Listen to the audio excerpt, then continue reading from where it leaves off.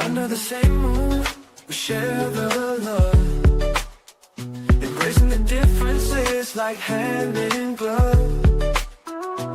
Spreading peace and joy, it's a beautiful sight. Together we shine in each other's light. United we stand in love's pure might. Watching the world share in love and light. Hearts beating as one in our peaceful flight. Colors of harmony painting the night. United we stand in love's pure might.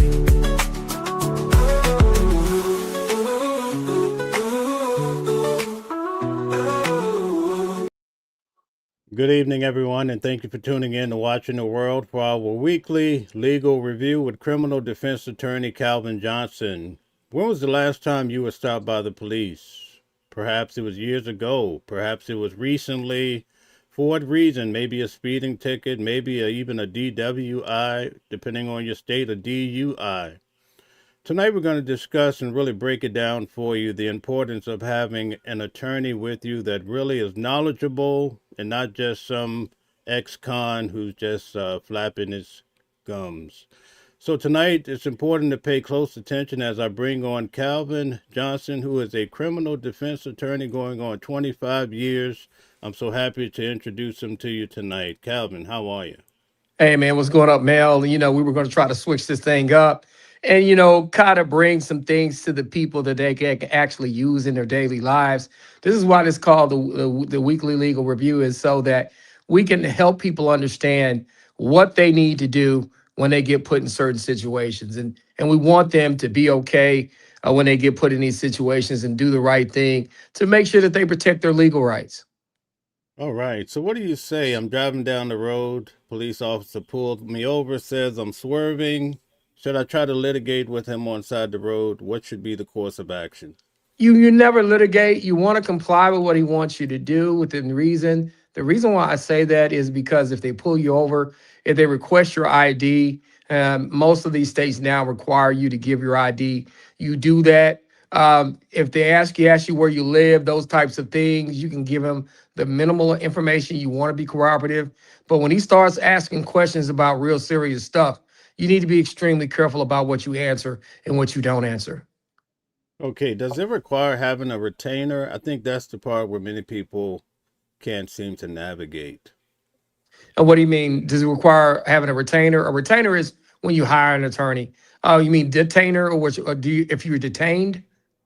Well, let's say you have, how do you get an attorney, keep an attorney on deck so Oh, that yeah. when you get stopped, you already have an attorney to call? Well, you can pay a retainer. You can put a down payment, and it kind of holds his time for a few hours. And typically that can range from anywhere from $1,000 plus.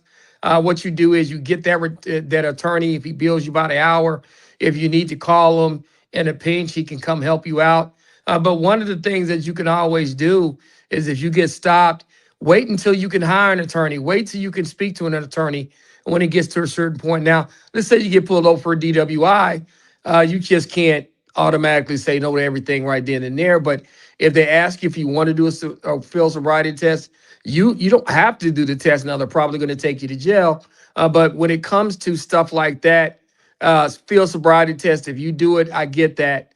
But I'm talking about more serious crimes. Let's say you did do something, or there are investigating something that's a lot more serious.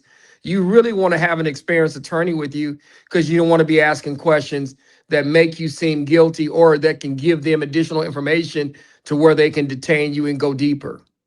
All right. Before we really unpack this thing, can you tell us, what did you have to go through in order to become an attorney?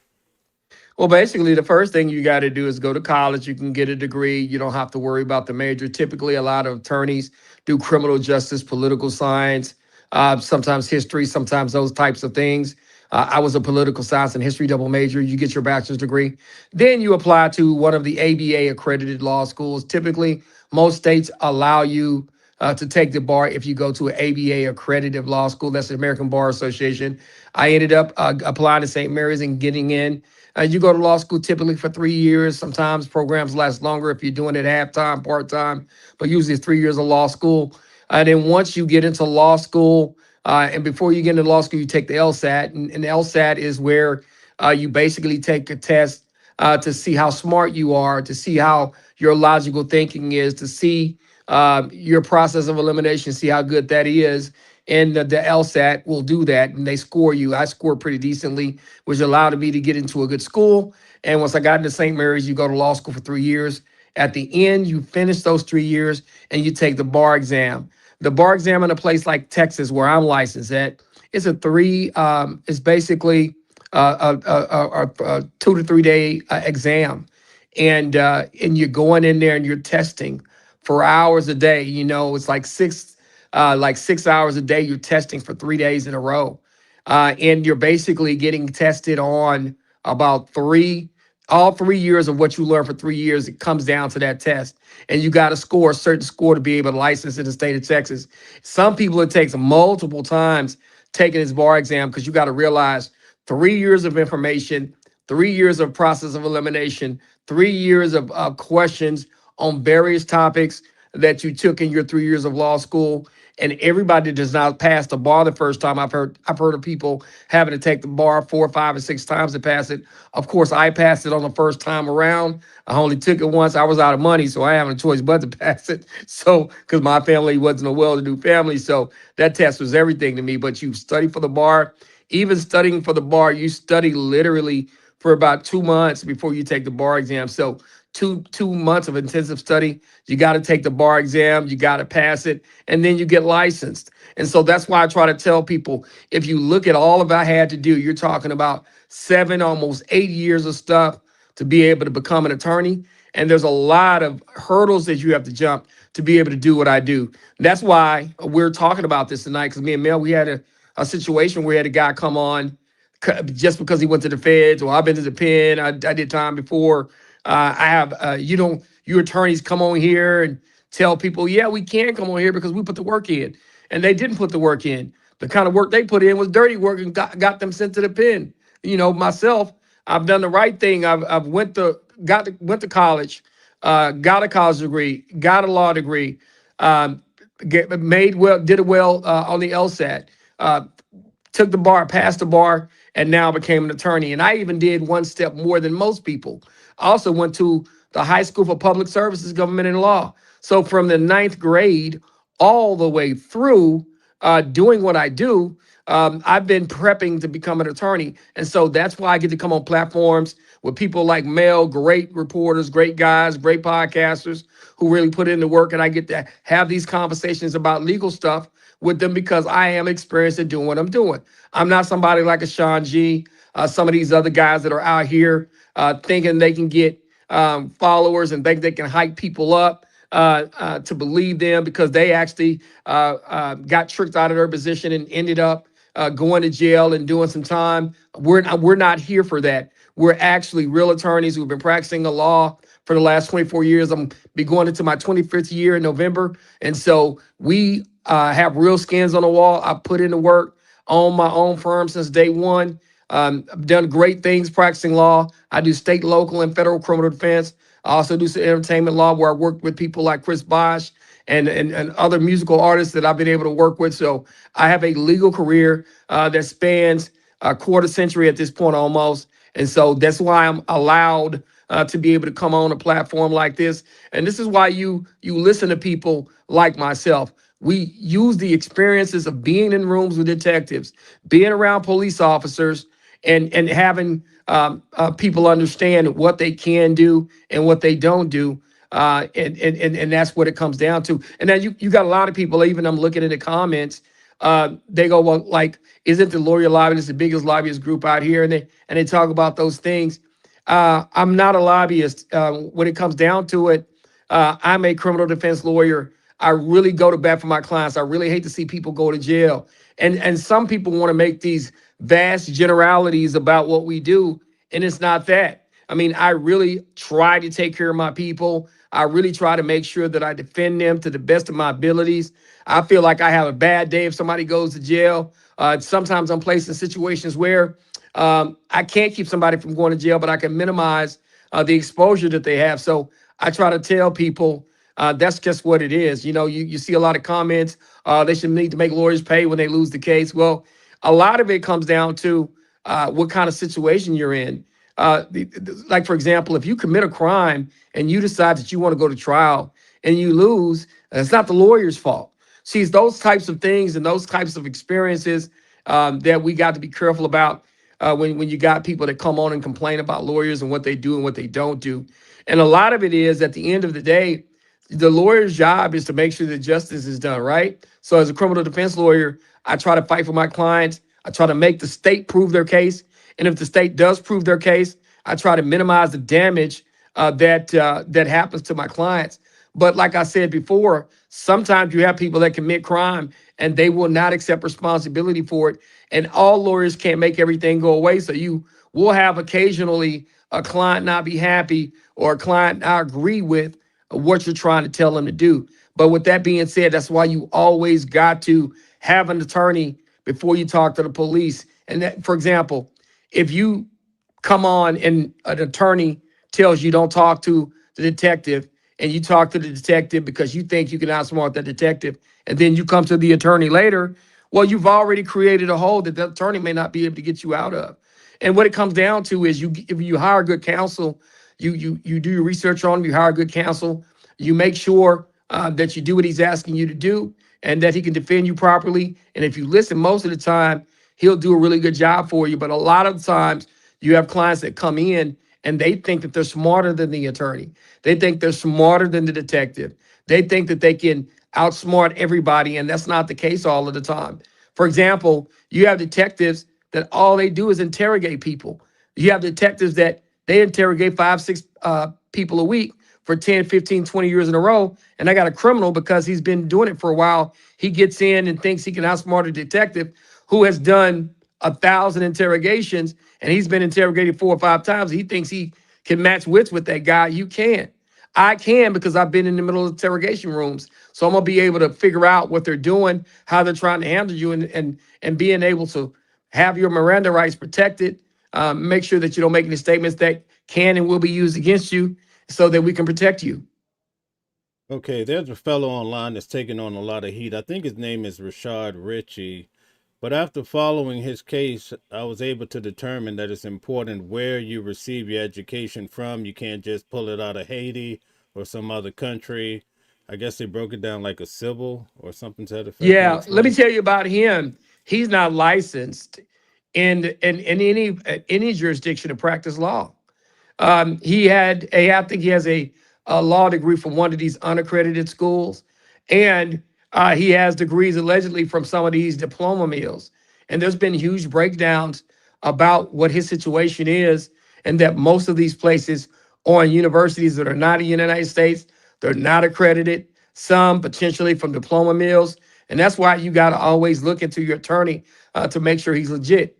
In addition to that, even when you look at the Google reviews, if you go into review your attorney, read some of the reviews. But even with those, sometimes you just have clients that are guilty and that did really bad stuff, and they will be upset that you did not get them off. I used to always tell people, like, I had a situation where this guy did some really, really bad stuff, and really, really bad stuff. And as I was representing him, I got more and deeper, deeper, deeper to it. And at the end of the day, he tried to blame me, didn't follow my advice. He had did some really horrible stuff. And at the end, his family got mad, gave me a bad review.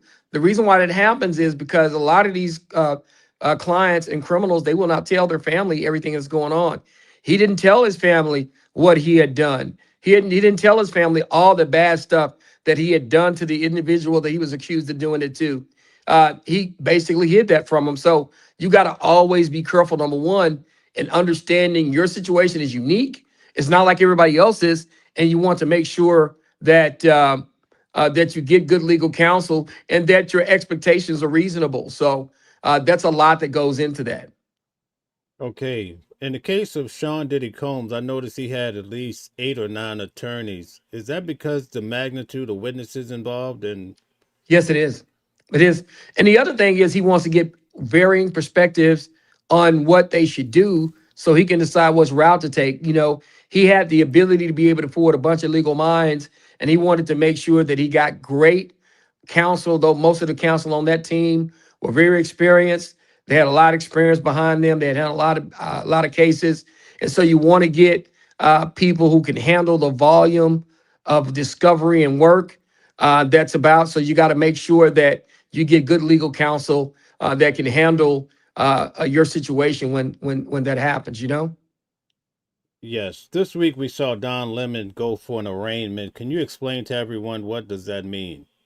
An arraignment is basically what the government has against you, what they're going to charge you with, and then you basically plead guilty or not guilty. So they'll read out a particular charge or statute that you violated to give you notice of what that is. They'll tell you what the punishment range to that particular statute, and they give you an opportunity to read to plead guilty or not guilty.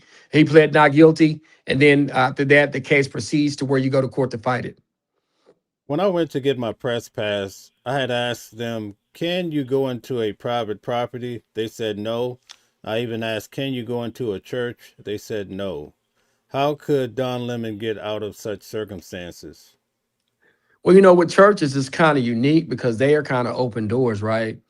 A lot of churches will let you come in even if you are not members there. So sometimes when people come in initially, they may be a welcome guest, right? But then once they in there, if that pastor looks and says, wait a minute, we let you in here, and now you're doing this, now you become a trespasser, now they want you out. At that point, that's where you can get yourself into trouble. A lot of the churches that I've known have open doors and they'll let anybody come in at any time. But I think Don Lemon's issue is when they got in there, once they were asked to leave, you probably should leave. Initially, they have the right to go in there, but once they don't want them on the premises anymore, you got to get up out of there, and you can't disrupt that service. And I think that's the issue that Don Lemon is going to be in trouble with. Is it normal for judges to turn down the case and then the feds push it to find a way to get him charged? It is normal, and that's one of the things that's happening with Trump and his Justice Department. They're trying to indict senators. They're trying to indict people that they don't like. They're trying to go after folks who don't agree with what Mr. Trump is doing. And a lot of these grand juries have decided not to indict those people because Trump is trying to make the criminal justice system political, which is not supposed to be. And so a lot of these judges will use the law, and a lot of these grand juries are saying, no, we shouldn't be doing it. You shouldn't be using the law in the way that you're using it. So they're declining these cases. And that's why you have a problem right now in Trump's Justice Department. Have you noticed, Mel, that a lot of the people in his Justice Department have quit? Yes. Let me tell you what that is. That's a bad sign, right? The reason why I say that's a bad sign, as attorneys, you got your bar card and you're supposed to follow certain rules and regulations. And I think what Mr. Trump is doing is he's asking these attorneys to do some stuff that may be unethical. And anytime an attorney is actually given an instruction that's unethical, a lot of the attorneys won't follow through with that. And if you're going to get fired because you won't do something that's unethical, a lot of attorneys have decided to quit. It's a telltale sign when a lot of attorneys in the Justice Department have quit because Trump, he doesn't have a license. He'll be asking people to do stuff that can get them disbarred. Look at what happened to Rudy Giuliani. Look at how Giuliani lost his license. Look at how the lady who was working with Giuliani lost her license here in Texas. You got to be extremely careful. And that's why I say that, Trump is actually asking some people to do some things that may cost them their license. Sometimes people get subpoenaed for various reasons. What should you do in that case? When you get subpoenaed, you should also make sure you contact the lawyer.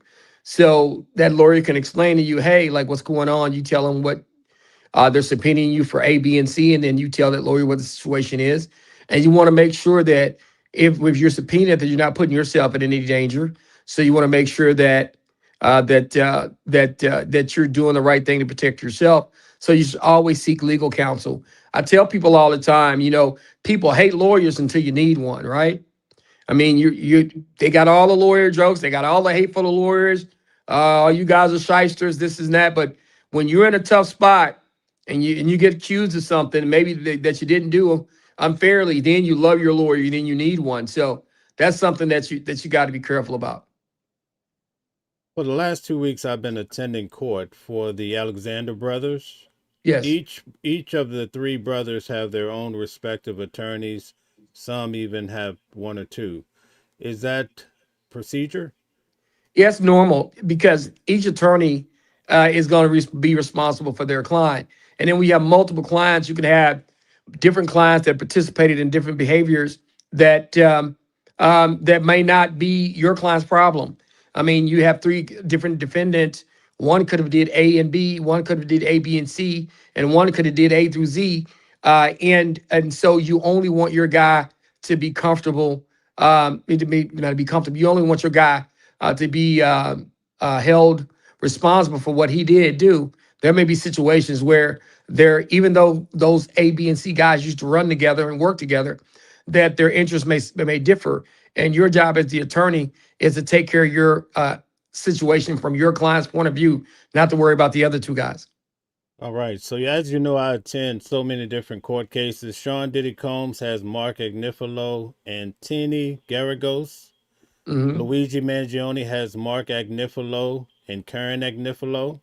The Mm-hmm. Alexander brothers, millionaires, have Mark Agnifilo and Tini Garagos. Does Mm-hmm. having high-powered, big-name celebrities attorney does that make a difference?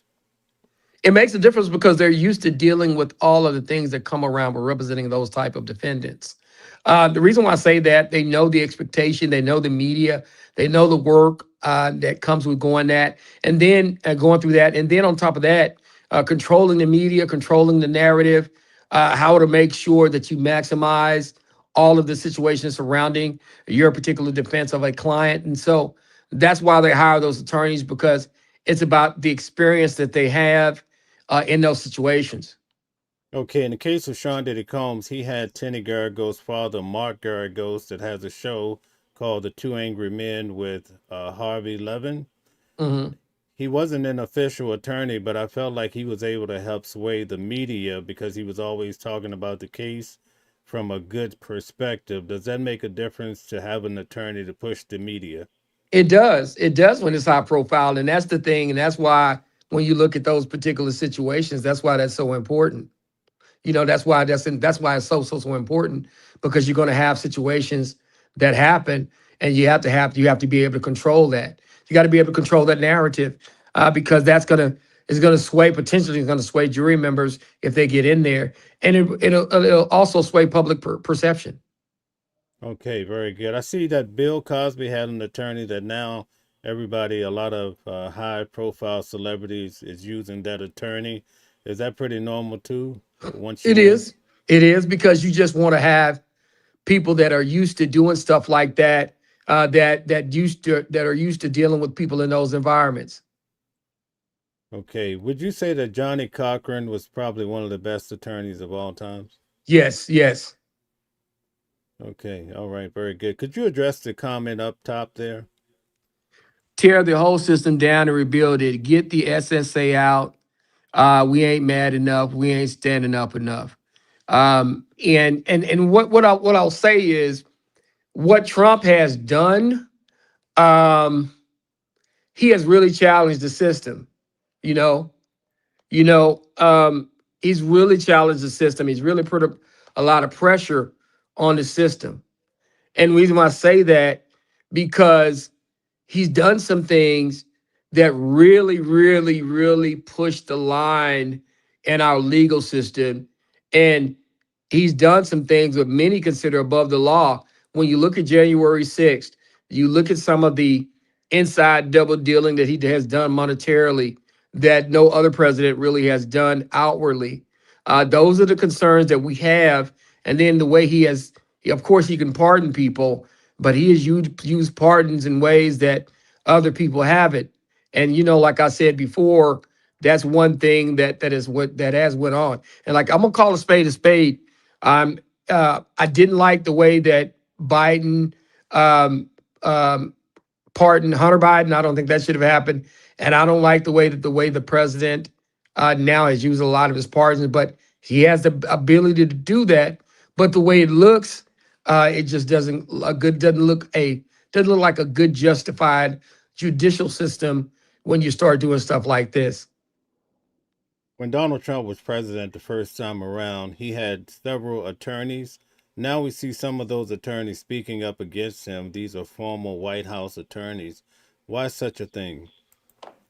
The reason why you got people speaking out like that is because they see kind of what's happening, right?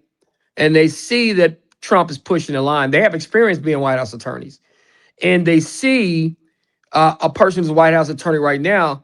They really look at that person and say, "Hey, look, you need to be careful because it's not supposed to be doing. You're not supposed to be doing things the way you're doing it, and you could be doing some very unethical things. So when you do some unethical things and you're putting yourself out there, and other attorneys who serve in a position see it, then they're gonna say something about it. And there's been some very very abnormal behavior from this president. He's been using the judicial system to go after his enemies. He's been using the judicial system to go after his enemies in Congress, and he has been using the judicial system in a way that has really stressed it, as far as I'm concerned. Right. Do you see that there could be any damage to the president coming from the Epstein files? Man, it's getting worse and worse in terms of the Epstein files. People are really paying attention.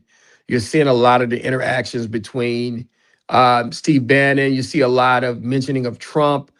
You see a lot of stuff in terms of where Trump is saying, "Hey, I only did this and that with Epstein and not put him on my club." But then the more you see the way that Epstein has alluded to Trump, he's mentioned more. They said Trump's name is mentioned more in the Epstein files than Jesus' name is mentioned in the Bible. And so when you think about that, that's a lot of times where Trump's name is brought up. And so there's a relationship there with him and Epstein that is extremely questionable. He's gonna suffer some damage from that, man. You think about Epstein and what he was doing, um, and the powerful people he was connected to, and then you didn't even know how he made his money. I think that um, he was a dealer not of money but of information. He's a dealer of what they say, I got something on you, leverage. He had leverage on a lot of people to be able to make them do what he wanted them to do because he would find out what their vice was and he would make them do it, tape it, and then use it against them later. I think a lot of that has went on. I think Putin does that, but I think Epstein was probably one of the greatest ever to do it. If you really want me to be honest with you. Okay, Eric says that Marjorie Taylor Greene said Trump blocked the Epstein files. I agree. He did block the Epstein files. He don't want those things released. And there's some weird situation going on with the redaction. Okay, Shadow says that the Alexander brothers is not in the news the way Diddy was because it's a racist system. Hey, I get that. I definitely understand that the Alexander brothers were out there. I think the Alexander brothers are out there, but I think Diddy is such a big name because a lot of us grew up listening to his music. He's such a mogul. I think that's the situation. Okay, could you address the comment up top? In the end, comes down to the evidence allowed. I get that, but at the same time, it seems to be a lot of people involved in the Epstein files. And then somebody also made the comment, why aren't these people being charged? I mean, you got some people, I think they had Prince Andrew, right? They have him laying down in front of a woman who looks to be incapacitated. You got a number of things, a lot of things, and then those Epstein files were extremely disturbing.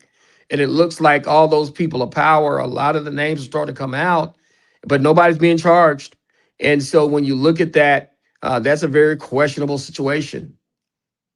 I was checking out Little Dirk trial coming up, and I'm shocked that the judge is allowing rap lyrics all over the place to be allowed into the court case. What's up with that?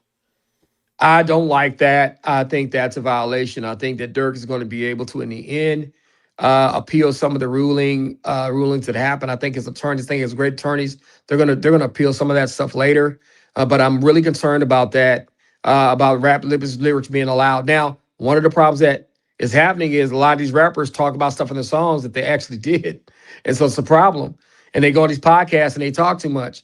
And so I think what's happening is a lot of these rappers doing these podcasts and actually telling these stories in their songs that actually look like some stuff that happened in real life. And that's a huge problem. Yeah. In some of these cases, it appears that the judges have all the power. Can a judge sway a case? They can by allowing certain witnesses in, by allowing certain information in, because they get to make a lot of on the on the fence rulings. And like in the Dirk case, I don't like the fact that they're letting these rap lyrics in, but it seems like the more conservative judges will do that. I don't like the fact that they're letting these rap lyrics in. I think it sets a bad precedent for people in the future because, and I always tell people, a lot of rap to me is just fantasy, right? It's really fantasy. It's not stuff that really happens a lot. A lot of these guys lie in music about how much money they have, how many cars they have, how many mansions they have. So you're looking at a situation like that. So the way I look at it is you got to be careful about allowing those lyrics in because you are allowed to be able to freely speak, but to have some of your speech used against you in a trial, I don't think that's good. I don't think it's good for America. I don't think it's good for music, and I think that Dirk's attorneys, if he loses his case, they're going to go and they're going to appeal on those particular rulings where those rap lyrics were admitted into evidence. Are they using the premise that basically rap words are all truthful? They are, they are, and that's where you got to be careful because rap can be treated just like a movie or a television show. It's fantasy, for a lot of people, but they're trying to say it's real. And what they're doing is they're pointing to things that really happened and then saying, yeah, they're saying it's fantasy, but look at the stuff that really happened. Okay, I want to get back to the personal attorney. Let's say some states allow non contested divorces, along with also obviously having an attorney to represent you. Do you have any take on which is best or why it's not wise to use the other one? Um, Uncontested divorce is where you guys agree to everything and y'all have all your issues hashed out. Sometimes you can do that yourself. But if you got kids, you got money, you have concerns about your own safety, you got concerns about some of the bills and things you've accumulated, assets, then you got to get you an attorney. I don't do family law. It's not the thing that I do. I stay away from that.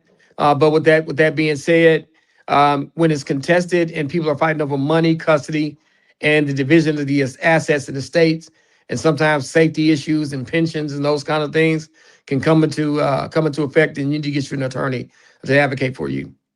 Okay, let's say a mother, single mother, has a son. He's a good basketball player. He gets invited to go play at the big scale. Should she acquire an attorney to go over the contract for whatever his future may be? Yeah, it's funny. When I worked with Chris Bosh, we actually knew from high school that he was going to go somewhere. Now, his mom actually did a little work for me, so I was kind of in house a little bit. But I worked for Chris Bosh, and I used to look at all the paperwork before they signed it. I would try to keep him out of contractual obligations because back then you really couldn't sign anything with anybody. But even when people were approaching him with deals and situations, I was the attorney. I was hired, and I was kind of the guy in the background looking at everything to make sure that he did not get taken advantage of.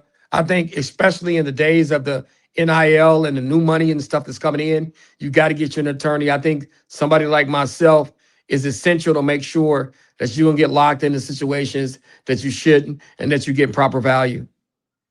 Speaking of the Sean Diddy Combs and other industry individuals, a lot of the rappers, let's say back around 95 when Notorious B.I.G. was around, Tupac, a lot of those guys got into bad contracts, didn't understand publishing. Could you help us understand how having an attorney would have made a difference?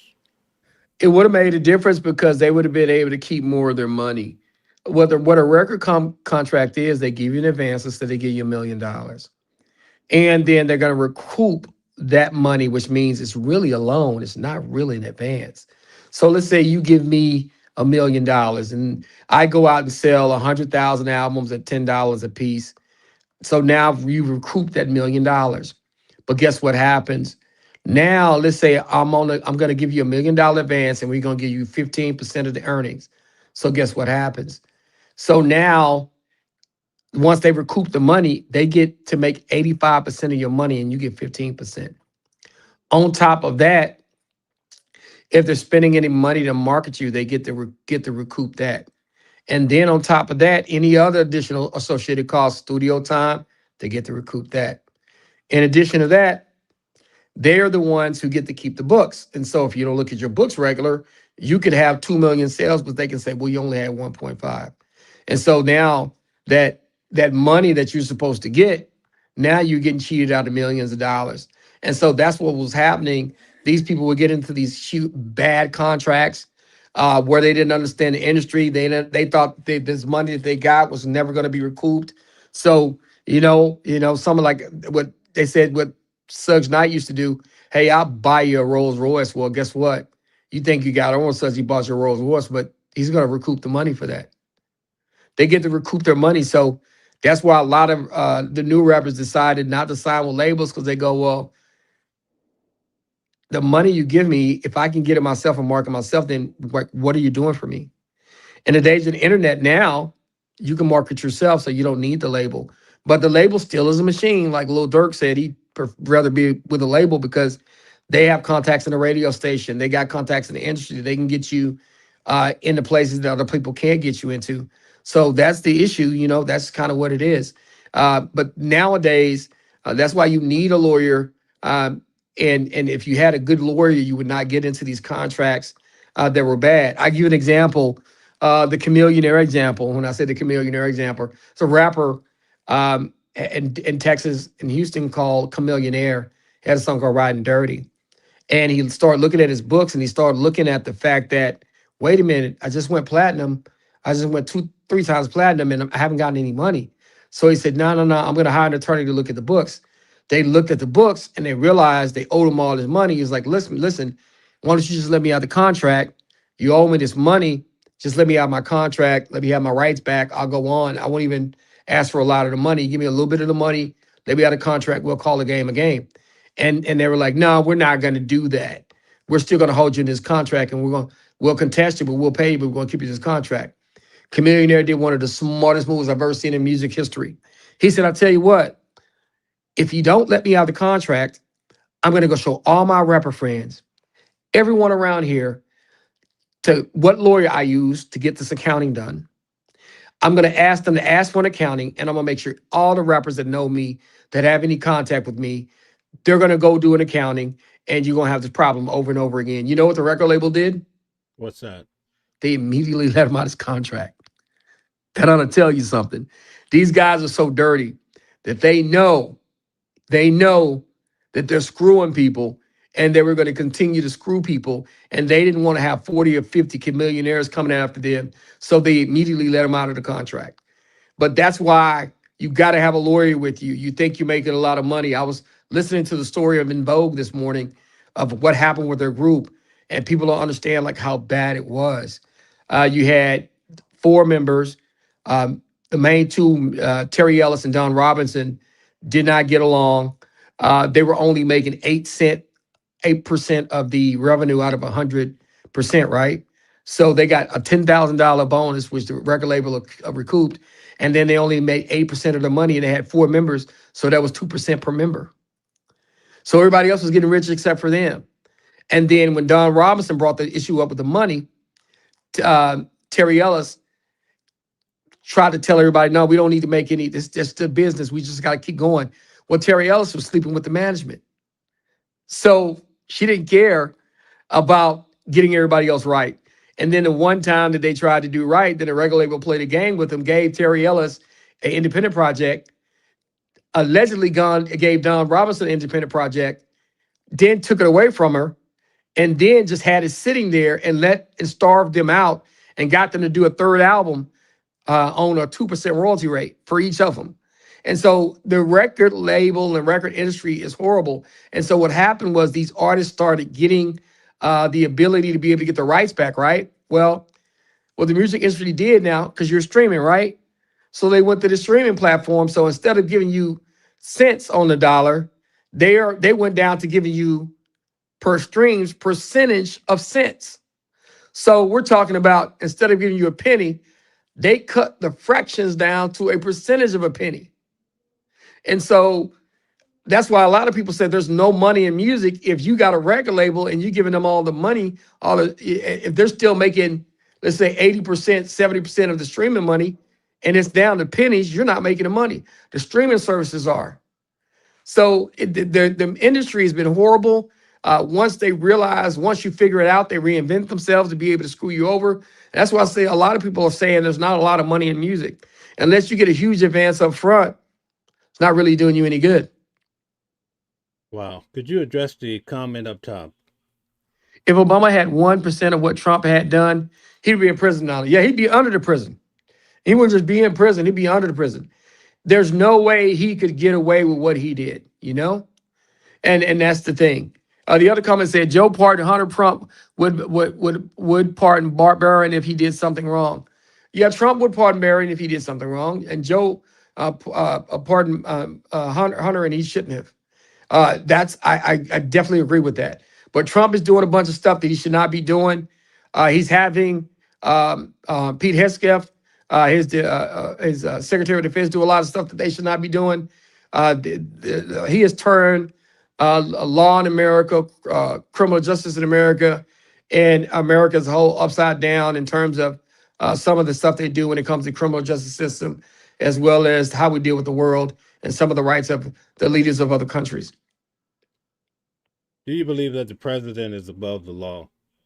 Yes. So what's the way forward then? The problem is that we're supposed to have checks and balances. The judicial is supposed to check him. They won't, because he put them in the position that they're in. The Republican Congress is weak. They won't say anything to him. That's why they're starting to lose a lot of these races. That's why they're going to lose the House and potentially the Senate next time. They're supposed to place a check on the president, and I don't think they're going to do it. And I think the only thing that will make them do it, if they start losing seats, which you see that they're starting to lose seats, because I remember here in Texas, they had a particular race in Fort Worth area that went 38 points in the other direction. And so that's the only way that they're going to fix it, if they start losing seats. But I think Donald Trump right now is above the law. And I think this is a very dangerous time in America. What was the last administration that you felt that the Department of Justice was in the pocket of the president and vice versa? Probably I would say Nixon more than anything. But after that, I think somewhat they have some influence on the Department of Justice on what they go after. But as far as the level that it's at right now, I see Trump using the Department of Justice in a way that is extremely questionable, trying to go after sitting senators. When you compare what they allegedly done to January 6th, there's no comparison. So that's why I'm really concerned about what he's doing, how he's using the Justice Department, and how bad things are actually gotten in America because of him. In each occurrence, when Pam Bondi and Kash Patel have went before the committee, they have pretty much controlled the narrative. Is that normal? It is. You play a little bit of that with when you're going in a situation like that. You got to play a little bit into that. Okay. A lot of times Kash Patel is telling them basically to be quiet. Man, that's the thing. That's the thing that I'm concerned about. They've used the FBI, they used the Department of Justice in a way because Trump had problems with what happened to him first and how he initially went after from James, or I forgot what his name was. But and he tried to go back and indict the guy, and they dismissed the indictment. And that's another thing that's happening. The judges, even though some of them may be in Trump's purview in terms of liking him, they still know they got a job to do, and they're still not letting some things happen. Okay, notice the comment up top. Ask the FBI, ask up to the attorneys. Trump did nothing wrong, idiots. And see, that's the thing. You got some people that are Trump sycophants, and as far as what they think, no matter what he does, they're going to see no wrong in it. And that's the dangerous part of Mr. Trump. He has a cultist-like following upon which you can really, really strongly tell his supporters they never see anything wrong with him doing anything wrong. and they really, really, really kind of talk down to people. They'll call them idiots. They'll kind of be kind of disrespectful to people when they're talking to them, and they'll kind of place themselves above, like, hey, Trump's smarter than you. I'm smarter than you. You're just an idiot. And that's the thing where you got to be careful about. You got a leader like that that's basically a sycophant, and that has sycophants and has a very cultist following, and it's very, very, you're going to be very, very careful when you have a leader that is as charismatic as Mr. Trump is. Okay, there's an alarming amount of people around the world that feel like Epstein was brought to his demise by someone else instead of himself. What are your thoughts on that?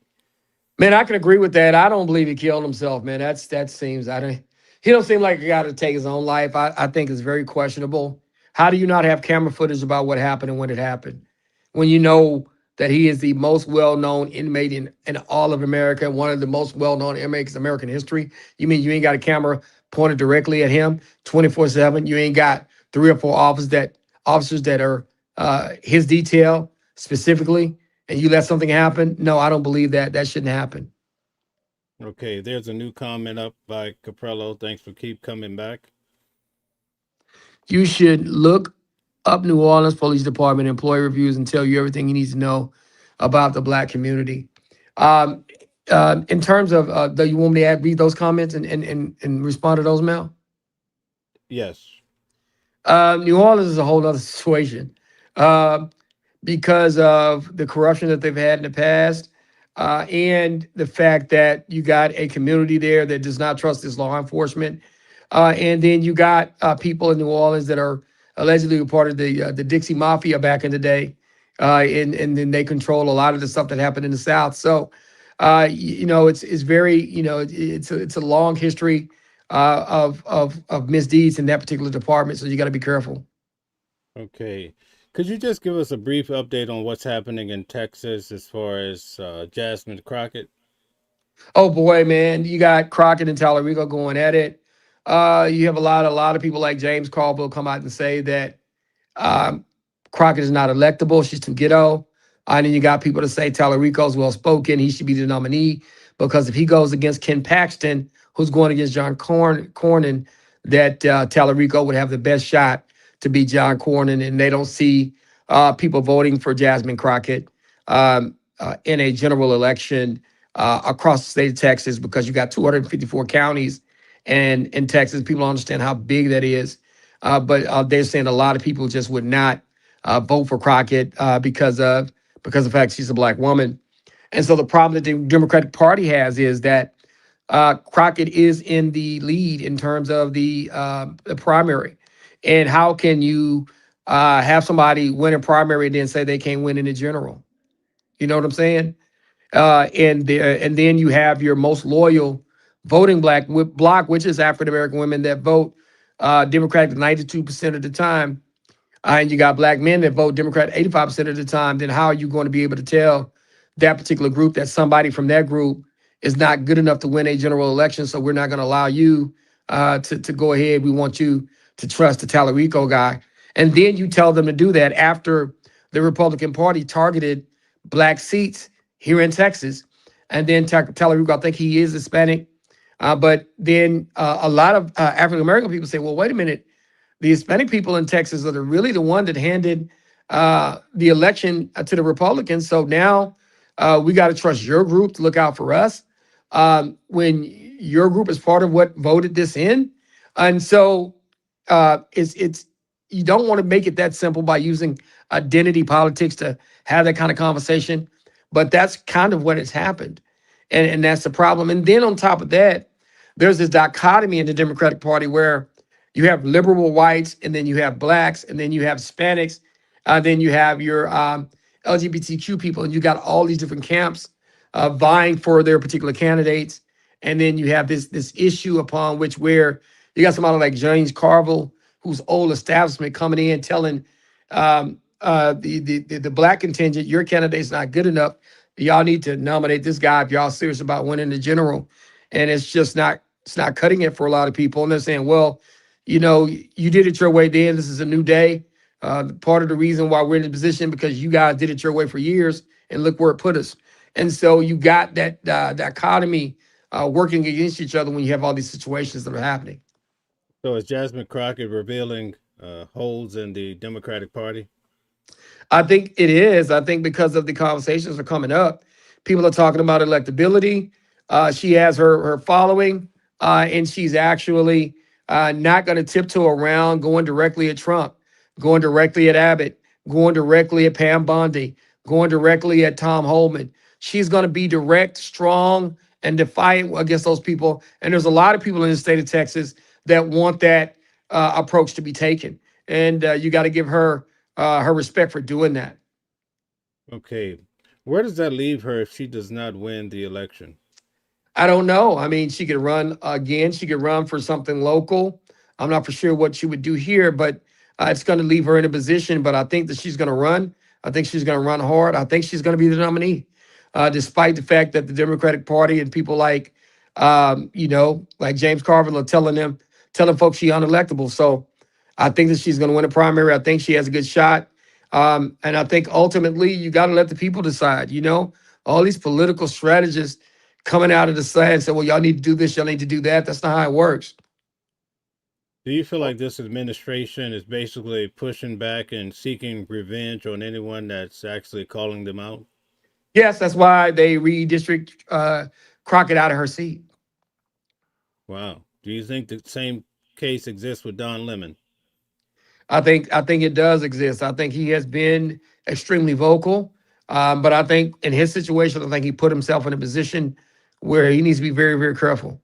Because I think when you go into religious places of worship, and then when you're really not wanted there and they tell you to leave, you don't, I think that presents a problem for him. And I think he needs to be very careful in doing that. I understand the logic about fighting the power and all that. But when you go into church, and you can go in there and they'll let you in there. But once they want you out, you got to leave. And I think that ultimately that's where he's going to have his problem. Which one carries more weight, freedom of religion or freedom of press? I think in this, I'll say freedom of religion to the right. I think freedom of press to the left. Okay, all right. I think in the case of Donald Trump, he's really pushing Christianity. I think they have a day of prayer coming up in March. We haven't really seen a lot of that before. Mm-hmm. So do you think that Donald Trump is pushing America in the way of Christendom? I think he is, but I don't think he's a real Christian. I think he's doing it because he knows people will respond to that. I think he's an opportunist. I think his faith is a very opportunistic one. And that's just the way I feel about it. That's the way I see it. And I think Christianity, or what they would say Christian nationalism, I think it's power over faith. I think it's power over God. It's not faith first. It's power first. And I think that's the problem in today's Christianity. And I think that's what Trump realized that he has tapped into, and he's milking people's faith to be able to retain power. Okay, could you address the comment up top? Obama gave terrorist groups, organizations, hundreds of millions in cash. WTF are you talking about? Well, that's the thing. That's where you got people that are going to say this and going to say that. I don't know who's referring to. I definitely would like him to tell us who Obama gave hundreds of millions of dollars to. But I think that with some of these groups, we know that certain groups and certain governments get money, and at first they're friendly with us, and then all of a sudden there's a political change in their country, or the political winds change directions, and some of the people that we work with become enemies. So that's the way you look at it. Okay, Clinton says Obama deported way more people than Trump, and he separated families.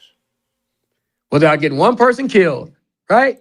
So, so you got to put that part in there, my brother. So, yeah, but he was doing it in a way that was kind of quiet. He was doing it in a way that was respectful to the citizens. Some deportations are going to happen, but we should do deportations where people are not getting shot and killed, where you're not pulling over people in cars, you're not randomly walking up to folks. I think they did it in a very organized fashion, very low-key fashion, and a lot more safer fashion. Okay, so we're talking about Donald Trump and being a Christian, protecting the Christians. If you look back on Jesus, he was a unifier of people according to the Bible. So, do you feel like Donald Trump is following suit and bringing people together? No, he's separating people. I mean, you look at the situation with the ape thing with Barack and Michelle Obama.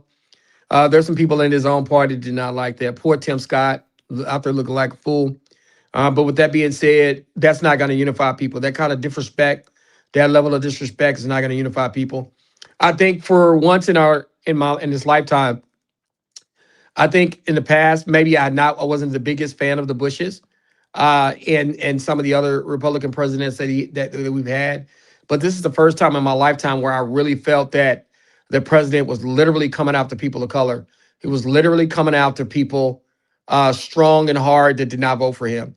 This is one of the times where I think a president, instead of just changing the policies to benefit him, they've actually went after people that did not agree with him and did not support him.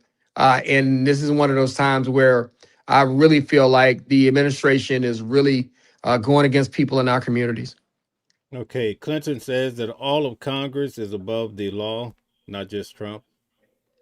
Um, I wouldn't say that. I think that Congress has their own issues, but I think that this particular Congress is allowing the president to get away with anything he wants to get away with. And so I think that you got to be extremely careful when you make those kind of blanket statements.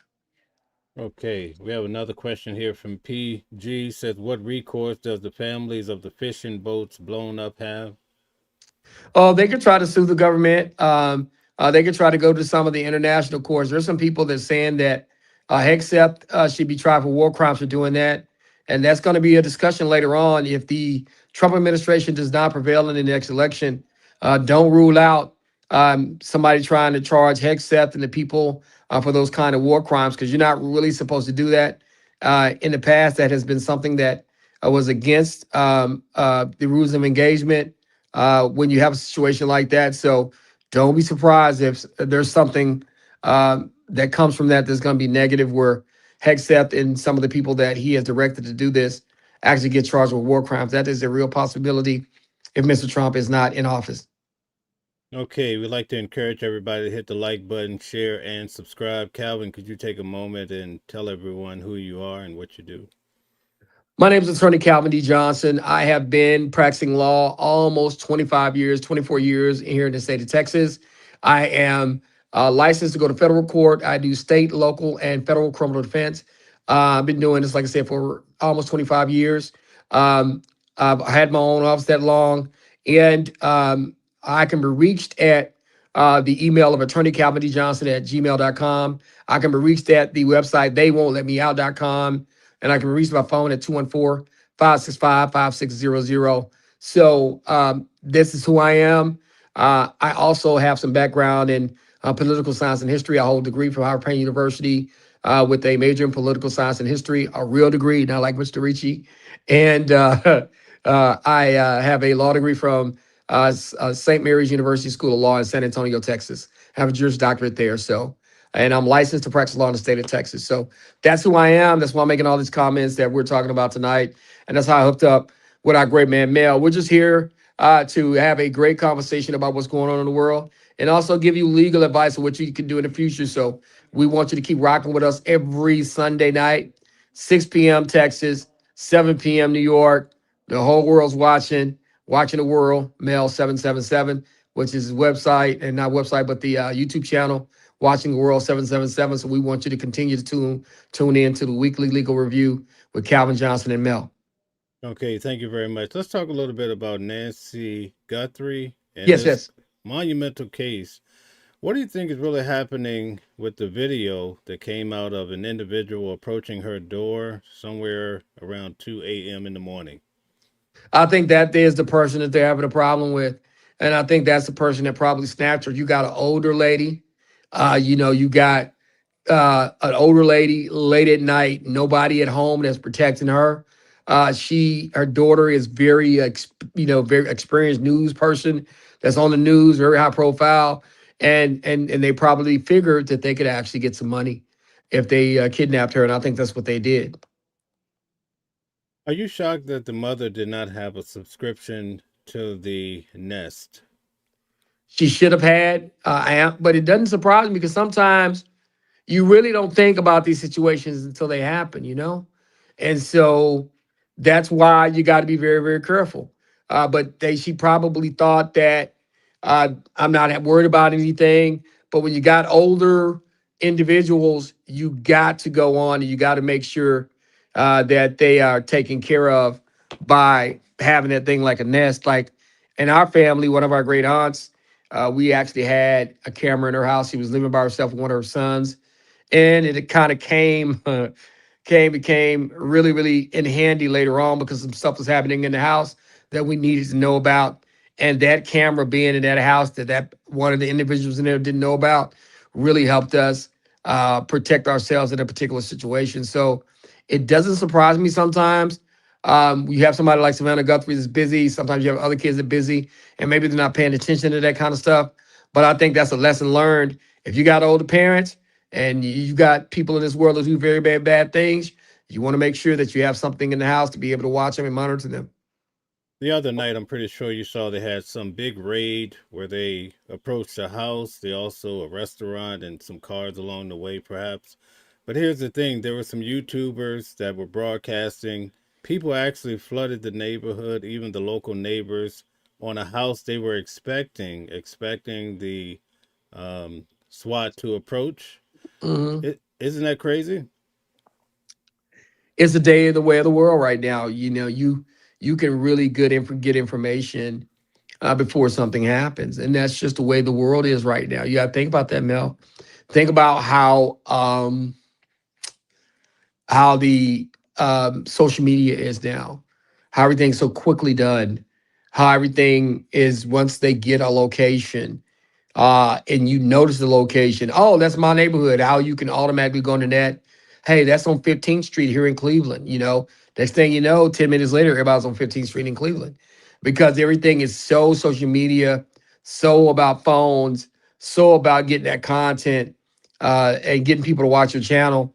And it's monetized. So it doesn't really surprise me that that happened, but that can be a big impediment to actually solving the case. And it can really cause problems for trying to find who the real killers are. You actually have people that are staking out the SWAT teams wherever they're, staging at and hoping to Uh huh. follow them just to break the first story. That sounds dangerous. It is because man, you could be tipping people off. When you're SWAT going in, what if they're right and the people in there, and the person decides to fire and you're following them, and then now they got to watch you, they got to protect you, they got to do their hit on the door of the residence. It's very bad. You know, we need to be careful about that kind of stuff because One that of is the somebody's mother. You know. right. One of the YouTubers was live streaming to thousands of people and said they saw a man take his own life out there on the street. He saw it firsthand, and then it turned out to be false. What? How can they curb this? They can't, and that's sad because that's once again that person makes that post. They get a lot of watchers, get a lot of followers, they get a lot of views, they get paid.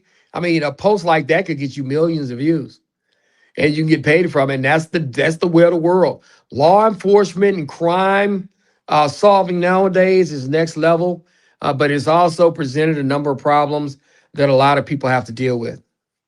Early on, a big YouTuber had reported that the son-in-law was perhaps involved, and Mhm. now the authorities are saying pretty much otherwise. Could that be dangerous? Very dangerous, man, because people could know who he is and go after him when he didn't do anything. And see, that's the thing with social media. You got to be extremely careful. You know, people get on the internet, and I always try to tell people, man, we had this conversation last week. You know, people get on here and they get to, talking crazy, getting to make allegations, or if you have words with somebody, they get the thumb thugging. That's what I call them, thumb thugs, right? That means they're in there typing with their thumbs about how hard they are and what they're going to do to people. And so you got a lot of stuff that happens when it comes to that kind of stuff, man. You never know what's going to happen.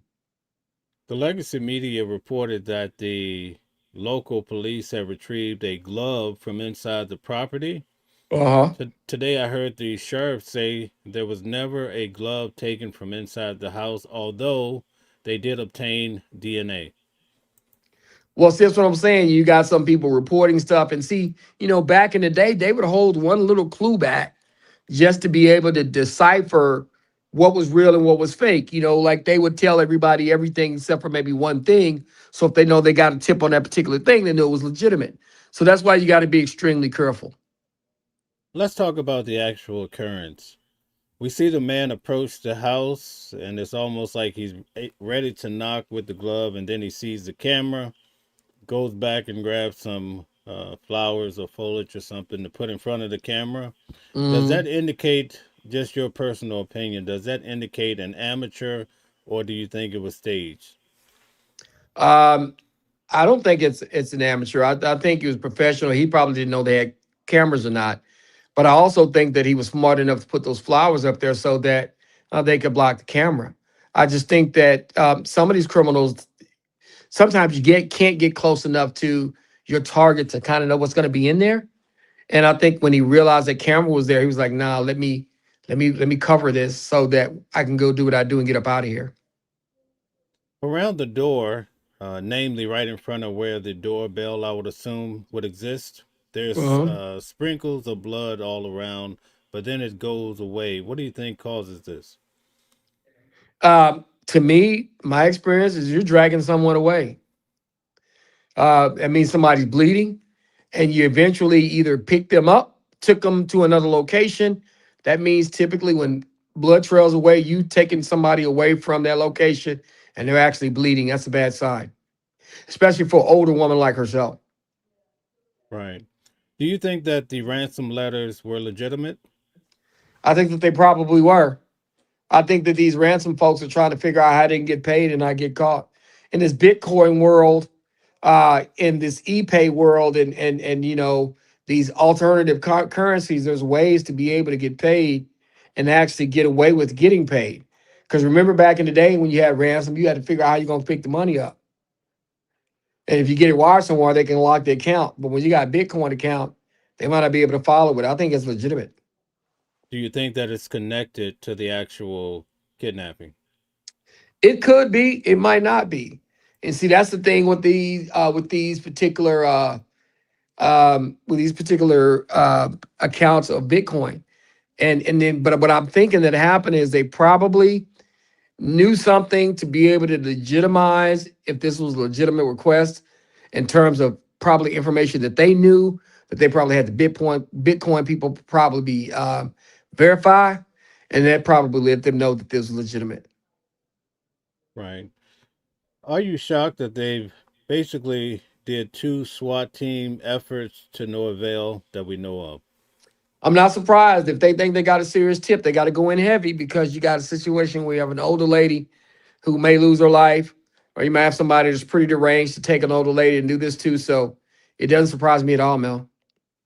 I noticed that they keep bringing in the bomb squad, and I learned from Luigi Mangione case the minute they assumed there was a bomb in his backpack, it gave the officers the jurisdiction in their mind to go and search him fully. So, do you think they're bringing along the bomb squad to just be able to have their way with whoever they find as a suspect?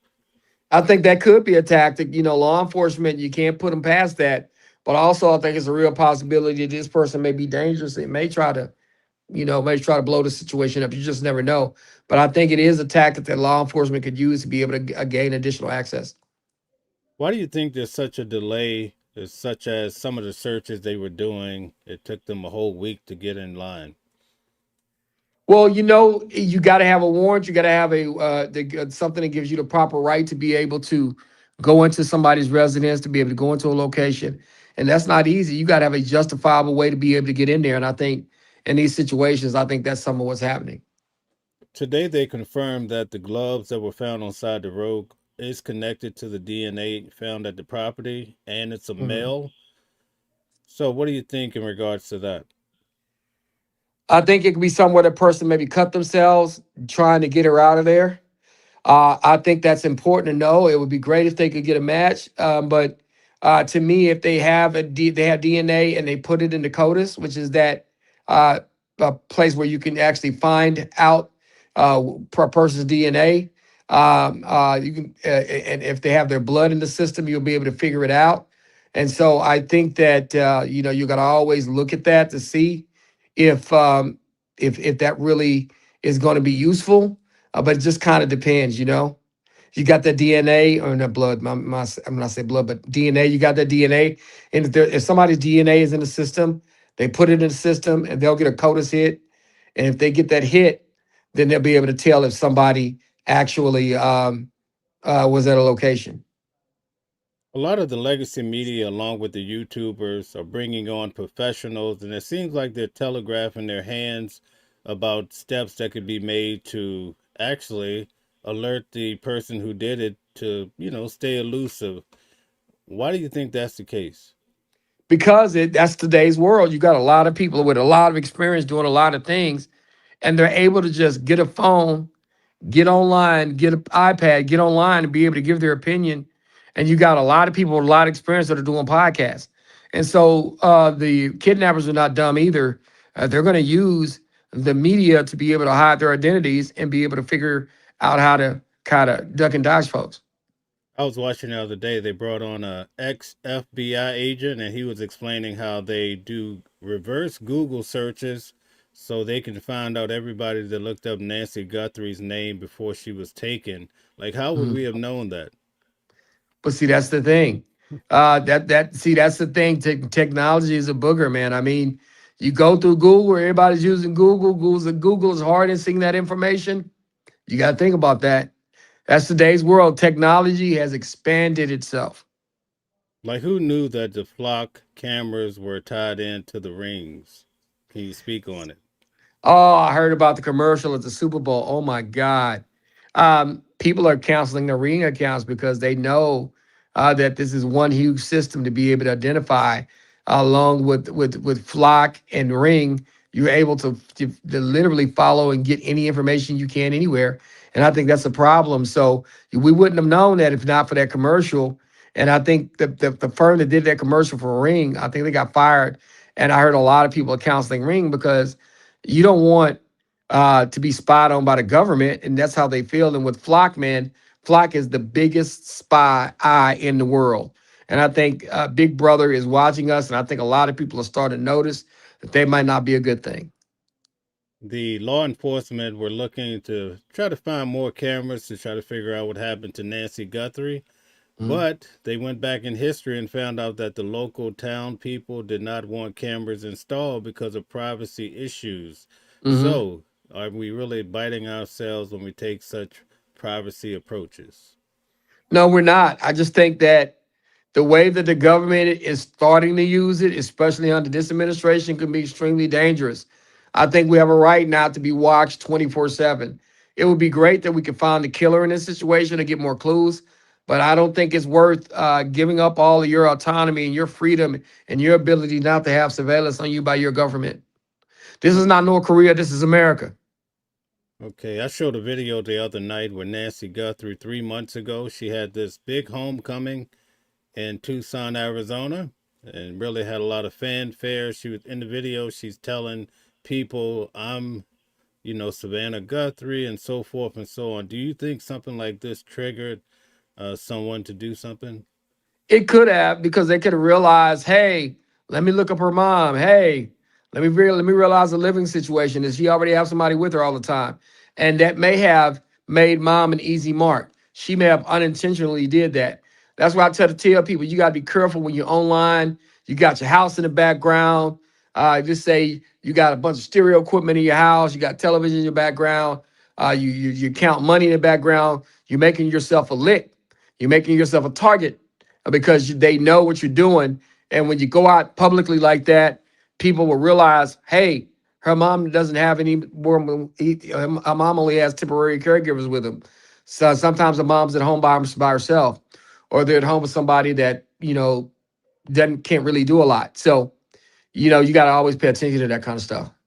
I've been following this case extensively, and usually when I search, at least on YouTube, there's so many different new videos about it. But today it seems like the light is growing dim, it seems that the legacy media isn't covering it as much as, and even other YouTubers, and people are packing up and going home.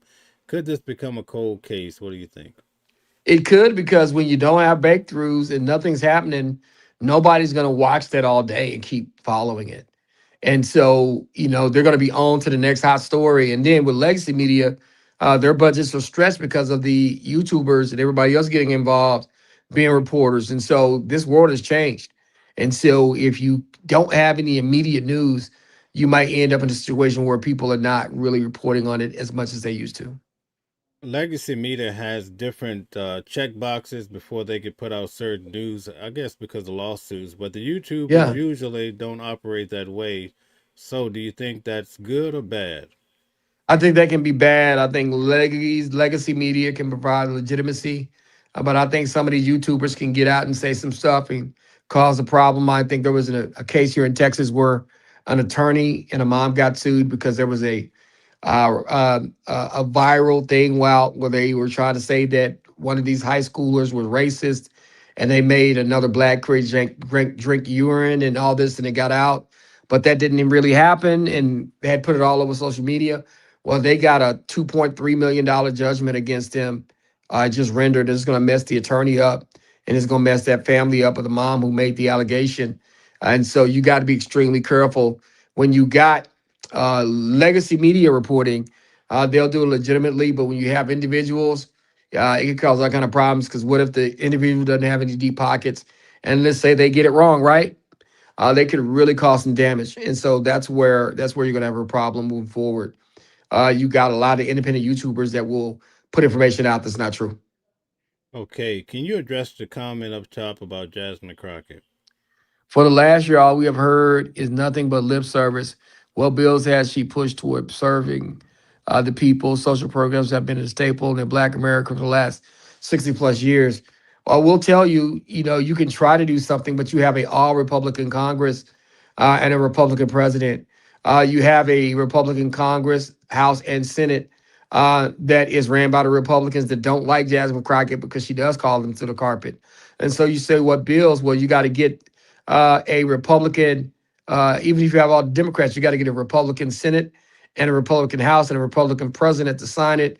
When she's going after them, she's not going to give very much pass because she is fighting the system. So you got to be extremely aware of that. And when it comes to the Black community in her particular district, she got millions of dollars for Martin Luther King Center to modernize our Martin Luther King Center in Dallas, Texas, that nobody else had done. So I give her kudos for doing that, as well as she got some money for a fair park to create our own fair park inside of the fairgrounds in Texas. And so we're thankful for what she has done. She's trying to do the best she can.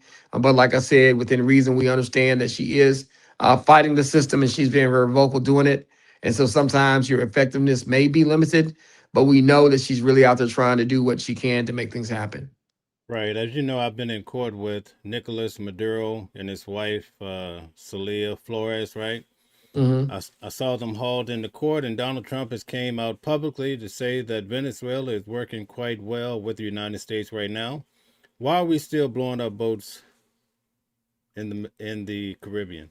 We shouldn't be. And then that's the thing. I think that's dangerous. I think that sets a bad precedent. And I think that's bad decision making about this president. And I think it's a war crime. And we got to be extremely careful about that. But you have some people that they think it's okay. It's all right. And they said it ain't no fun until the rabbit got the gun. Right. So when the other person has a gun and they want to blow our boats up, that's a problem. And I just think that we need to be careful because we will not always have the power to do whatever we want to do. I think the beautiful part of America is that we use discretion in how we use our power, and we got to be extremely careful. You had somebody say, "Stop defending criminals." It's one thing to defend somebody. I'm not defending them, but what I'm saying is, whatever they're doing, should they lose their life doing it? Should you follow the law and determine that they have their day in court? We don't even know what they got in the damn boats because hey, you blew them to smithereens, so you can't even question them. There's a due process, so you got to be extremely careful. Do you think the United States military is equipped to go into Iran? Um, I don't think that they are. That's a whole nother animal over there in the Middle East. We do well because we got all these, we got all the power, we got all these jets, we got the technology, but you got to be extremely careful. Right, right. I had And what? somebody say for the defense lawyers, flock cameras can be exculpatory as well for their clients. Yes, I had a camera, I had a flock camera help me before. I had a house camera actually help me before. You're right. Sometimes cameras can help the criminal defense attorney. Okay. It seems that Tom Holman went into Minnesota and now ICE is out. What do you think that's about? I think what he realizes is it's too dangerous to keep doing things the way they're doing it. And people are getting killed. It's very unsafe. I think it's a smart move for his agents. I think it's a smart move for the community in Minnesota. I think it's a smart move for America because if that continues, you're going to have problems. When you have a governmental agency out taking the lives of individuals in the city, you got people out protesting. You got a situation where people, basically, two people were unalive within 2 or 3 weeks. That's just not a good situation. That couldn't continue to happen. And I think Holman did a good job getting in there, pulling those people out because that's dangerous for the community, but it's also dangerous for the ICE agents as well. A lot of the American people want to see, especially Trump supporters, they want to see the Somalians out of here. So how does that get affected with the new stance from Tom Holman? I think that they probably can do some targeted operations. I think that they can go into places where they know Somalians are that don't have their papers, and then I think they can be extracted. But I don't think running around a city looking for random Somalis and stopping asking them questions and then locking them up and taking them out of town. That's the problem that it had. I think when Obama and them did it, they figured out where people were. They targeted the area. They went in and extracted the people that they know were illegal, and then they moved on. They wasn't randomly pulling people over, and then next thing you know that they're deported, and that's not the way they're doing it. And so I think that they can do more targeted operations to be able to get people out of here who shouldn't be here. There's a word on the street that Republicans, also MAGA, has essentially turned their back on Donald Trump. Some of them are disgusted with the Epstein files. Do you think that's a myth or you think it's the truth? I think some of it is the truth. I think that even with MAGA, when you think about kids, like your own kids, could be put at a disadvantage, and can be molested. It can be taken care of in the wrong ways by people that have money, right? And so you don't want that to happen. And then some people draw a line at the kids. That's why I try to tell people. I had somebody I knew in the LGBT community was talking about these drag queens and the stuff that they were out doing with some of the children, and some people they draw the line at kids, and there's even people in their community that say, "Hey, look, we're not going to do that in front of kids." And so when you got a Republican Party and MAGA saying, "Hey, if you're involved in this with Epstein, hey, we're not going to screw with you. We don't like what you're doing." A lot of people draw a line at kids, and I definitely understand that. Do you think there's really any issue there with Donald Trump that's substantial, or do you think it's just a lot of nothing burger? I think it's something there potentially. He's mentioned a lot. People have one long wondered about him and younger ladies and younger girls. There's this ain't the first time that something like this has been brought up. I think that there needs to be a closer look into his behavior with Epstein and some of the things that happened. With him being the leader of the free world, he definitely got to be looked at a lot closer. No matter what comes out, it appears that there are many people that feel that the president can do no wrong. Of course, well, and that's the thing, like you got some people even coming in our comment section today. I mean, that guy can do no wrong. And matter of fact, you say something negative toward him, they're gonna call you an idiot, and they're gonna defend him. So that's just kind of what it is. That is what it is. But he has this group of fans, or some say sycophants, that they're going to cultishly follow him, and that's just the allure of Donald Trump. Okay, we're down to the last maybe 6 minutes. So I'm just going to ask you a few pointed questions. A person is pulled over for a DWI, DUI, depending on your state, right? Mhm. Should you take the breathalyzer or no? You can refuse the breathalyzer, but the breathalyzer may cost you your license. In some states, they'll take your license for a refusal at typically what they call an ALR hearing, which is a procedural hearing. So you could deny the breathalyzer if you want, but nowadays most places are just going to say, okay, we're going to take your blood, so they can go get a blood warrant automatically and take you to the hospital and get a blood warrant. So if you deny a breathalyzer, they can go get a blood warrant and take your blood anyway. So that's really null and void nowadays. Back in the day, you could avoid taking a breathalyzer and then force them to go get a blood warrant. But things have changed. Now, does that blood warrant take some time or is it instantly? A lot of times it's instant. They're allowing people to get on FaceTime. They're allowing people to e-sign warrants. And so a lot of this stuff now, they make the judges a lot more available to be able to sign these warrants and really get the blood draws out of people.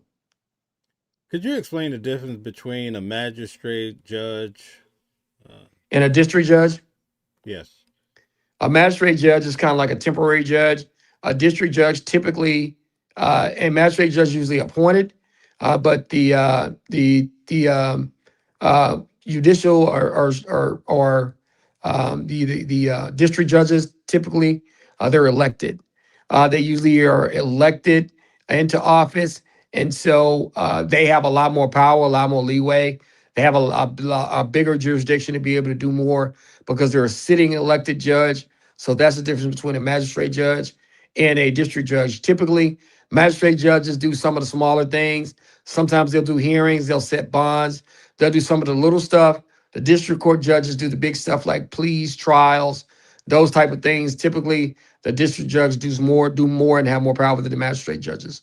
Okay, if a person get pulled in for a DWI, can they say I want to speak to my attorney before you pull that warrant or no? They can try to do that, but they're going to get that blood warrant anyway because they're going to say, "Hey, I saw this person swerving. I saw this, and we need to be able to get a warrant." They're going to go ahead and put those reasons why they should get a warrant. They're probably going to be able to get a blood warrant. I always tell people you got to be careful with the field sobriety test. I tell people sometimes when you do them, it's not really best to do them because a lot of these officers are the judges on what you did wrong. So they can say that they saw A, B, and C and not be right about it. And they can try to use those things to be able to further interrogate you and further say that you were under the influence of alcohol or drugs. So I try to tell people to be extremely careful with doing a field sobriety test. I know a lot of people will not do those tests. And in addition to that, even if you are a regular person, under the circumstances where they give these field sobriety tests, most people think they're asking you to do 3 or 4 things. Heel to toe, 10 steps, walk around, come back. No, the instructions are not that simple. They're literally asking you to do 8 to 10 things. They're literally telling you, hey, wait till I say come here, then you got to come here. Wait till I ask you to step up to the line. So if you come to him and then automatically step to the line, you already made a mistake. So you're counting little bitty things against you and saying that you can't follow them, so you must be intoxicated. So that's why you got to be extremely careful. Right now, the entire world is so pensive when it comes to this Nancy Guthrie case. So Yes. let me ask you this question. When it comes to probable cause, we see the feds knocking down doors. Can they come and knock down your door because you wear similar clothes or you look like the guy on the video? Typically, they would have to get a warrant from a judge. Usually, a judge is going to want more than that. Now you got facial recognition, so that's becoming an issue. That's a whole nother ball game. But typically, you're going to want a little bit more of that. Sometimes let's say they won't give you a warrant to knock the door down, but they may give you a warrant for the cell towers. And let's say you got the guy that looks like that, and then at the time of the crime, his phone was hooked onto a cell tower close to the crime scene. Then the judge will say, "Yeah, maybe I'll give you a warrant to go in." So typically, judges typically want to see enough to be able to give a warrant before kicking somebody's door down. So we've seen that twice, doors knocked down in this case. Who's paying for that? Unfortunately, usually the owner. What? A lot of the times, the police departments do not have to repair the damage that they do when they serve warrants. That's the thing. I mean, I've seen them go in and tear places up and not have to pay a dime. Right. All right. So we reached our time. Would you take a few moments to give us some closing remarks? Hey, everybody, we just want you to do smart things when you're asked by law enforcement to give interviews, to be questions. I tell people watch shows like The First 48, and I yell, lawyer, just say lawyer, say attorney. Because if you say that in an interrogation, the interrogation has to stop. They have to give you a lawyer, and I think you're in a better position. And I think that when you try to talk to law enforcement officials without a lawyer, you're not going to be successful because they just have more experience doing it. Like if you have a regular job where you where you go and do your job every day and it's a particular skill, you're going to know how to do that better than me. That's what the detectives do. So you got detectives who've done 200 interviews and you've only been interviewed once like that and you think you're going to match wits with him. You're not. We try to give you good legal advice. We try to give you good practical legal advice that you should use. If you end up in a situation with law enforcement, always get you an experienced attorney because I do this every day. I do it for a living. I've done it thousands of times for thousands of people, and that's the kind of representation you want. Stay off YouTube. Don't listen to people that just because hey, I was in the system, I went to the pen, I did time in the feds. No, that doesn't make them an expert. To be honest with you, that makes me more likely not to listen to them because they got themselves in a situation where they end up going somewhere that their freedom was taken away. So you got to be extremely careful about who you listen to, and you got to rock with shows like me and Mel with the Legally Legal Review. We do this every Sunday, 6 p.m. Texas time, 7 p.m. New York time. So hey, you got to continue to rock with us, and we're going to continue to provide you with great information about how we can keep you out of trouble. I'm just going to take about 2 or 3 minutes of these comments. Calvin, thank you, sir. You're a good man. Hey, we appreciate it. Brian Cantrell, and once again, listen, everybody, we appreciate you coming on and that type of stuff. And now another comment, the police can lie to you. That's great. They can. One of the biggest tricks that they have, let's say they know 90% of the situation and they're looking for the last 10%. They can put you in a room and they can be right about that 90%. And you know they're right about that 90%. They can lie to you about that other 10% to get you to give them that other 10% of what they need to be able to convict you or to be able to arrest you. So the officers can lie to you. That's another reason why you got to have an attorney, because you're in a room with somebody who could actually lie to you while they're questioning you. So that's what you got to be extremely careful about. It says on Tuesday, 17th, I've been told that their solar eclipse will occur visibly over America. This may call a sector rotation on as I don't know what that's about, right? But somebody's saying something extremely way off topic, and so we're not going to actually address that comment. But that's another thing, right? The reason why you don't let law enforcement interview you, because they can lie to you. That's right. Plead the fifth. I want an attorney. I have a constitutional right to counsel. I have a constitutional right to remain silent. That's why you call an attorney. Thanks, PGF6678. I appreciate the comment. We got 1 more minute, and then we're going to take comments. So if you want to get your comments in, we got 60 seconds. I can answer them quickly. Once we get to 133 and a half, we're going to jump off here. But once again, you can't plead the fifth. Oh, they said the Epstein class was strong and involved in the system, corporate and financial systems, even international. It's disgusting. We even have people resigning from top corporate positions. He's right. The reason why they're not arresting people is some of these people are extremely powerful. They're in the government. They run corporations. They're some of the most powerful people in the world. If you arrested them, you could really disrupt America, the economy, and business. And so that's why a lot of these Epstein folks are not being arrested. And you know, somebody else said like Clay Jenkins in Dallas. Okay, I guess that's your take. I'm not gonna say anything about that. But like I tell people, you know, somebody actually said this morning. It said, you know, they framed Michael Jackson. I was like, wow, what do you mean? They said they tried to point the finger at him.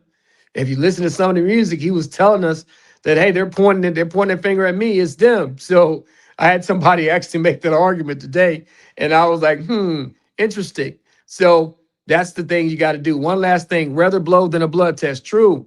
I'd rather blow than a blood test. The reason why I'd rather blow, to be honest with you, and this is the thing that I try to tell people, these blow tests can be off a little bit. There's deviations.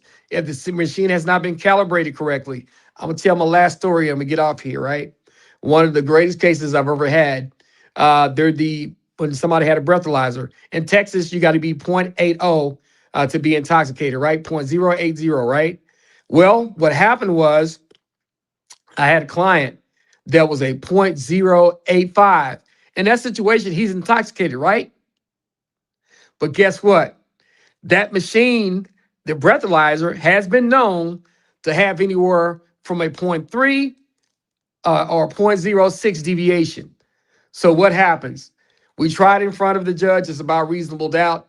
If you take .085 and you take 6 away, what does it take it down to? .079. And so by 1/100th of a point, the judge had to find that there was reasonable doubt because of 1 decimal point. And I was able to actually win that case for an individual back some years ago up in Collin County, which is one of the most prosecution-friendly places, but the judge had to find my guy not guilty. She looked up and down and around at us for 25 minutes, knowing she had to do it, but she had to do it. So that's why you're here. We give you advice, good legal advice, and direction on what can happen. So once again, we appreciate you. We appreciate you coming out. We appreciate all your comments. I'm very careful about what I say about elected officials. I don't want anybody coming to sue me. So I'm going to leave that comment alone. And we are going to go. We'll see you next week, Mel. Once again, thank you for allowing us to rock out with you again and continue to do what you do, my brother. Thank you, everybody. Please tune in next week, 6 p.m. Dallas time, 7 p.m. New York time. We're out. Thank you. Different voices, but the same song. Living a world where we all belong. Kindness leading the way, breaking the chains. In the symphony of love, the thing remains. Embracing diversity, brighter days in sight. Watching the world sharing love and light. Peaceful flight, colors of harmony, painting the night. United we stand in love's pure might.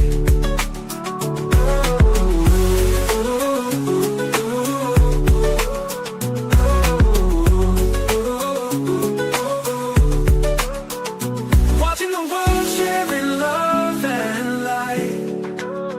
Hearts beating as one in our peaceful flight. The colors of harmony, painting the night. United we stand in love's pure might.